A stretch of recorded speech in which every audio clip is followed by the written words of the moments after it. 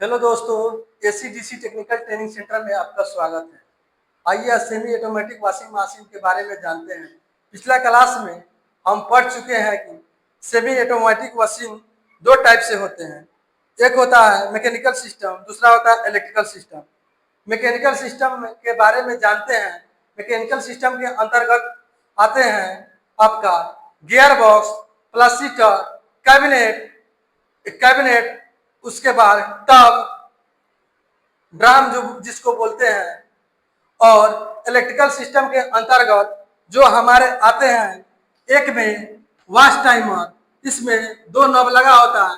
दूसरा होता है वॉश सेलेक्टर। वॉश सेलेक्टर में नॉर्मल और हैवी मोड होता है, जिसे नॉर्मल पे करने पर वो नॉर्मल कपड़ा को धोता है और हेवी पे करने पर वो हेवी कपड़ा को वॉश करता है।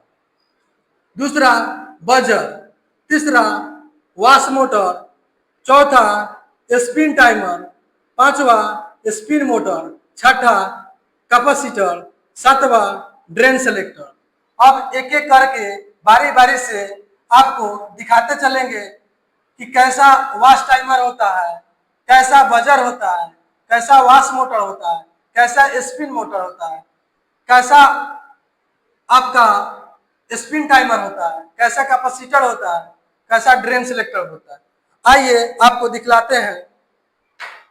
पहला आपका वॉश टाइमर और वॉश सेलेक्टर।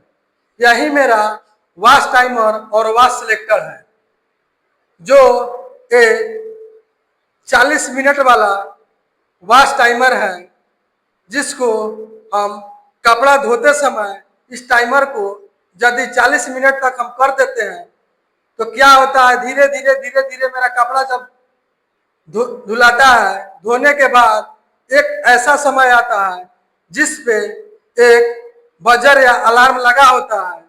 वो वहां पहुंचते पहुंचते आपका अलार्म बजना शुरू कर देता है, और इससे यही पता चलता है कि हमारा कपड़ा धुल चुका है, और जा करके हम वॉश टाइमर को बंद कर देते हैं।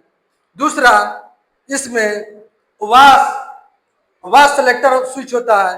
वॉश सेलेक्टर का मतलब ये होता है, इसमें दो मोड होता है, एक नॉर्मल और दूसरा हेवी। नॉर्मल का मतलब हुआ जैसे नॉर्मल कपड़ा को धोना, हेवी का मतलब हुआ कि हेवी कपड़ा को धोना।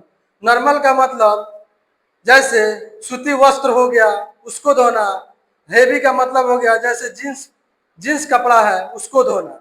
अब आइए आप वॉश मोटर के बारे में बतलाते हैं। वॉश टाइमर के बारे में बतला दिए, अब वॉश मोटर के बारे में बतलाते हैं कि वॉश मोटर कैसा होता है। देखिए, ये मेरा वॉश मोटर है। इससे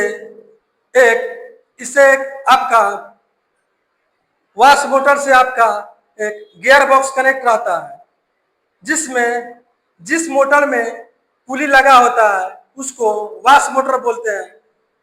पुली के साथ साथ इस पे एक फाइन बेल्ट लगा होता है जो गियर बॉक्स के साथ कनेक्ट रहता है। जब हम टाइमर चालू करते हैं, टाइमर से इसको लाइट देते हैं, तो ये 5 सेकेंड के लिए क्लॉकवाइज डायरेक्शन में घूमता है और 5 सेकेंड के लिए एंटी क्लॉकवाइज डायरेक्शन में घूमता है। इसका काम है एक बार दाएं और एक बार बाएं करना। ऐसे ही करते करते जिस तरह टाइमिंग खत्म होता है, ये ऑटोमेटिक क्या होता है, बंद हो जाता है। इस मोटर में 3 वायर लगा रहता है। एक होता है कॉमन, दूसरा होता है रनिंग और तीसरा होता है स्टार्टिंग। रनिंग और स्टार्टिंग का जो वायर है, इसी पे मेरा टाइमर का वायर आकर के कनेक्ट रहता है, जो एक बार इसको क्लॉकवाइज डायरेक्शन में घुमाता है और दूसरा इसको एंटी क्लॉकवाइज डायरेक्शन में घुमाता है। आइए अब स्पिन टाइमर के बारे में जानते हैं कि स्पिन टाइमर आखिर कैसा होता है।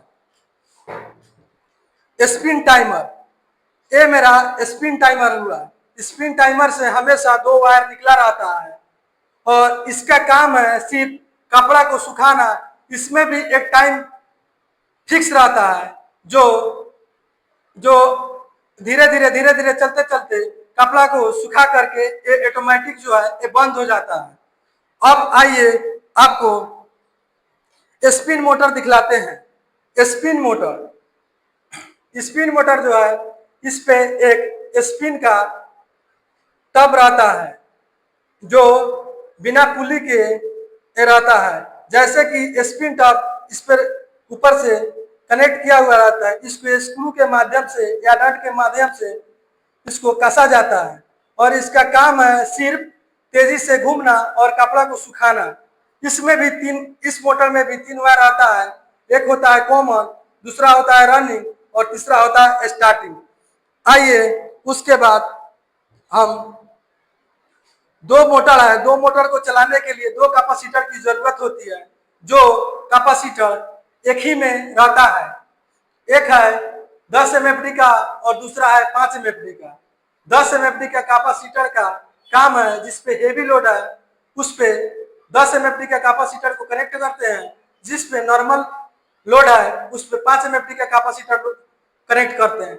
हेवी का मतलब धोने वाला मोटर पे हम 10 MFD का कनेक्शन करेंगे और जो सुखाने वाला जो मोटर है उस पे 5 MFD का कैपेसिटर को कनेक्ट करेंगे।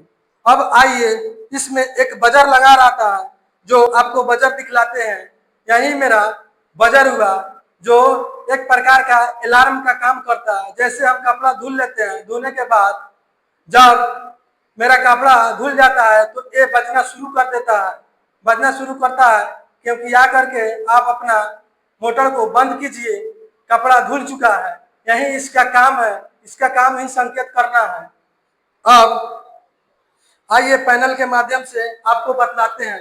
देखिए ये सैमसंग का पैनल है, सैमसंग वॉशिंग मशीन से भी ऑटोमेटिक वॉशिंग मशीन का पैनल है।